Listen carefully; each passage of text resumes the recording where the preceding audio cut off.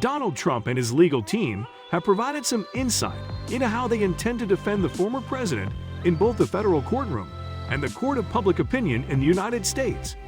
Subscribe to our channel before we reveal the whole story. So how does it look like he's going to defend himself? He will state that there was no wrongdoing. Trump believes that he is the victim of a politically driven witch hunt and that he is not guilty of any wrongdoing and that he is being charged under the Espionage Act. He claims that his purging of papers is covered by the Presidential Records Act and that he had the legal right to remove the documents from the White House in the first place. So could you please explain the Presidential Records Act to me? In 1978, when it was enacted into law by President Jimmy Carter, it stated that responsibility for the custody and management of incumbent presidential records is with the president. However, in addition to that, it mandates that all official documents be returned to the National Archives upon a president's departure. Mr. Trump has asserted that he had every right to hold these materials and has stated that he hadn't had the chance to read through the boxes. My life is always full with activity.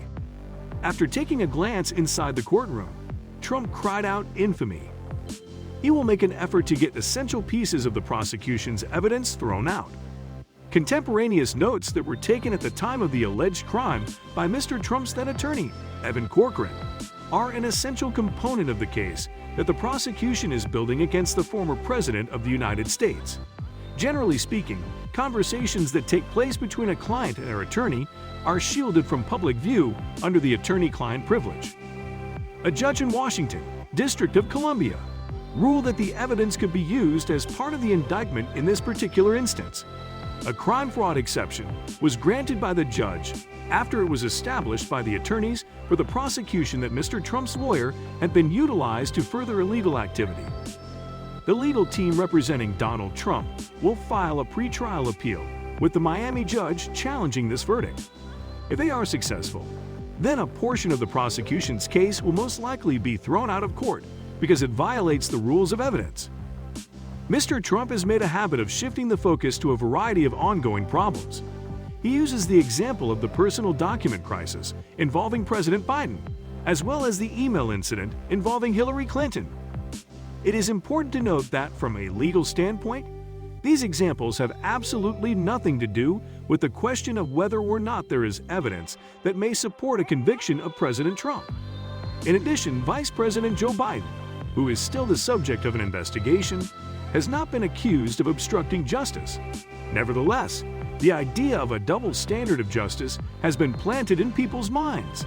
Trump argues that since Clinton was not prosecuted for the recordings found in his sock drawer, there is no reason why he should be charged for possessing his personal presidential documentation.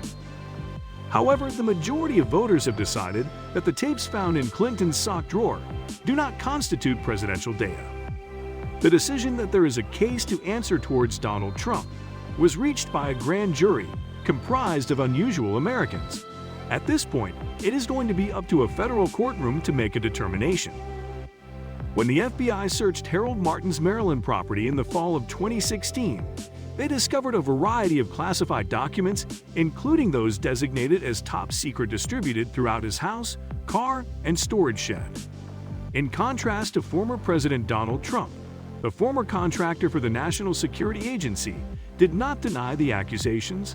Instead, he ultimately entered a plea of guilty in 2019 and acknowledged that his activities were wrong, illegal, and highly questionable. Nevertheless, despite his admission of guilt to a single count of purposeful retention of national defense secrets and his statements of regret, he nevertheless received a draconian sentence of 9 years in jail.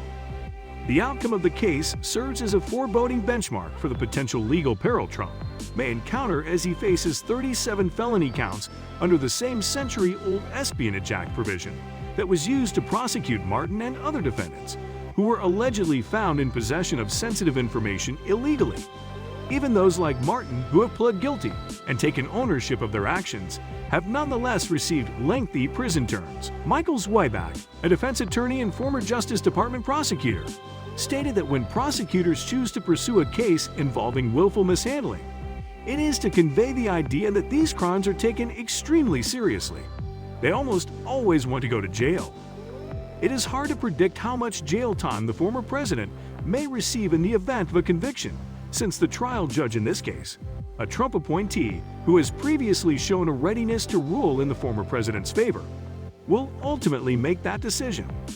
It's also difficult to determine the extent to which other considerations, such as the practical and political challenges of imprisoning a former president, may be at play. Although the maximum sentence for violating the Espionage Act is 10 years in jail, first-time federal offenders rarely receive anything close to that.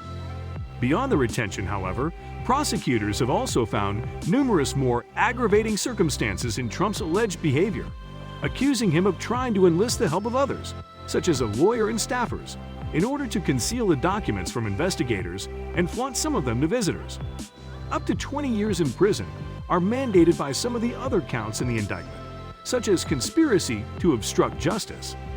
In recent years, Justice Department prosecutors have invoked the Espionage Act clause against a number of defendants, including a West Virginia lady who kept an NSA document about the military and political affairs of a foreign government. Elizabeth Jo Shirley was given an 8-year jail term after entering a guilty plea to a willful retention charge in 2020. Robert Burkham, a retired Air Force intelligence officer, pleaded guilty to maintaining sensitive documents at his residence, his overseas officers' quarters, and a storage container in his driveway. He was sentenced to 3 years in jail this month. Though not all of the defendants who chose to plead guilty instead of go to trial were sentenced to prison, many were. Hours after his appearance in Miami federal court on Tuesday, Trump, who is also facing charges relating to hush money payments in New York State Court, vehemently maintained his innocence and personally attacked Justice Department Special Counsel Jack Smith. Trump does have some options to try to refute the accusations, notwithstanding the specifics in the indictment. For starters, he has attracted Judge Aileen Cannon, who last year supported Trump in his effort to appoint a special master to carry out an impartial assessment of the confiscated sensitive information. She referred to the stigma she claimed was connected to an FBI search of Trump's residence and asserted that a future indictment based on things that should have been returned to Trump would result in reputational harm of a decidedly different order of magnitude. Her decision was unanimously overturned by a 3-judge panel of the U.S. Court of Appeals for the 11th Circuit after it was extensively criticized by legal professionals as being unusually and extraordinarily broad.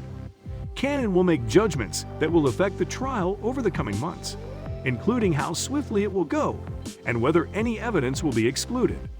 The jury pool in Florida, where Republicans have made significant gains in recent years, is likely to be more friendly to Trump than it would be if the case were heard in strongly Democratic Washington, D.C. This presents a difficulty for the prosecution. Yet, according to Stephen Saltzberg, a law professor and former Justice Department official, I think that it might very well be that Jack Smith welcomes a Florida jury because if there is a conviction, it will be much harder to say, well, that jury was somehow anti-Trump. Experts predict Trump's attorneys will attempt to get the case dismissed by arguing he was entitled to the papers and is the victim of prosecution overreach, echoing the former president's public statements. Trump might also try to prevent the use of crucial evidence by the prosecution, such as notes from his attorney outlining discussions with the previous president. Experts predict that if the case proceeds to trial, Trump's attorneys may try to jury nullify or persuade the jury that he should be exonerated even if they believe he breached the law, since the offense wasn't significant enough to justify charges and he is being singled out. In the end, with a ton of evidence against him and the possibility of years in jail, Trump's best chance might be a strategy he frequently employs. Cheryl Bader, a former federal prosecutor who now directs the criminal defense clinic at Fordham University Law School, advised delaying everything. Before the matter gets to trial, she said that he might try to ride out the election cycle, win the presidency, and take over the Justice Department. This finishes our today's video. Click that subscribe button for more updates.